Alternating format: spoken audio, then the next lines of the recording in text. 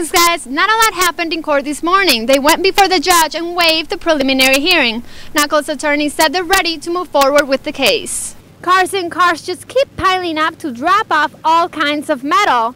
This metal then gets recycled to make new appliances. Not only is this reenactment done to remember those of the greatest generations, but to educate the youth on what happened years ago. It's not just food and fun what makes this event what it is. It's the purpose of helping the Hispanic community further their education.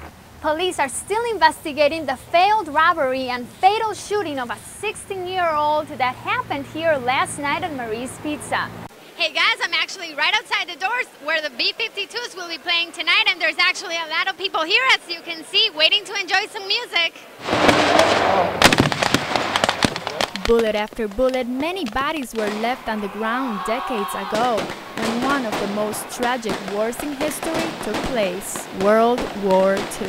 It's a part of history. It's a part that our parents never really talked about. The 15th annual reenactment at Midway Village in Rockford brought many together to relive those memories. Rockford was the home of Camp Grant, which was the largest induction center for the Army in the United States. At any one time, there were 50,000 soldiers here in the Rockford area.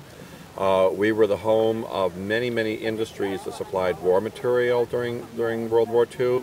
But also to educate younger generations in the importance of the war.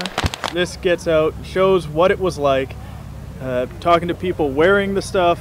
They can ask questions. It's more of a real life atmosphere instead of being bored in a classroom waiting for the bell to ring.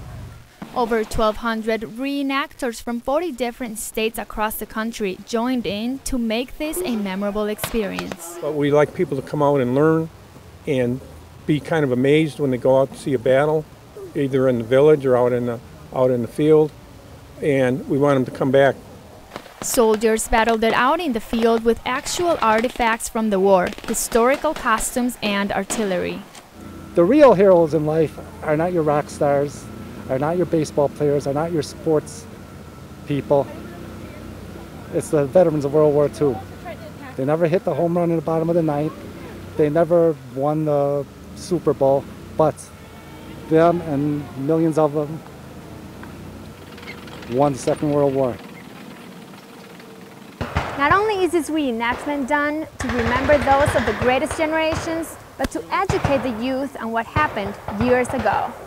In Rockford, Tatiana Uribe, Fox 39 News at 9. Thanks, guys. Not a lot happened in court this morning. They went before the judge and waived the preliminary hearing. Knuckles' attorney said they're ready to move forward with the case. Knuckles has been in and out of jail several times before for a variety of different charges. As of right now, he's facing 2 cases, one relating charges of domestic battery, felony unlawful restraint, and interfering with the victim's report of domestic violence.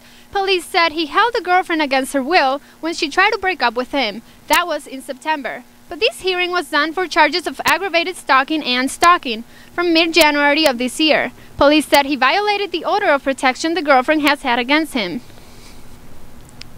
He's been in jail for about 5 weeks now. The next hearing will be Tuesday.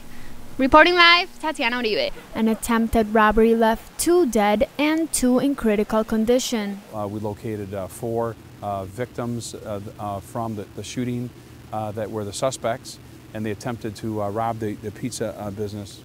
This happened at around 10:30 last night at the 1500 block of Charles Street. All robbers were males, one being a 16-year-old, 2 23-year-olds, and a 24-year-old. As being a 16-year-old being involved in an armed robbery is a showstopper. I mean, his life ended late last night. Certainly at 16 years of age, there should be other opportunities and for people to be involved in as opposed to being involved in a criminal enterprise. An off-duty officer friend of the owner was present at the time of the incident. Rockford Police Department's Deputy Chief Chet Epperson says there were 2 guns at the location of the crime, one from the suspects and one from the store. The officer who was there used one of the guns to shoot all 4 suspects. The off-duty deputy who was able to get a handgun that was inside the business from the owner was able to return some fire at the suspects. Epperson says actions have consequences, and this type of criminal behavior should not be happening in Rockford.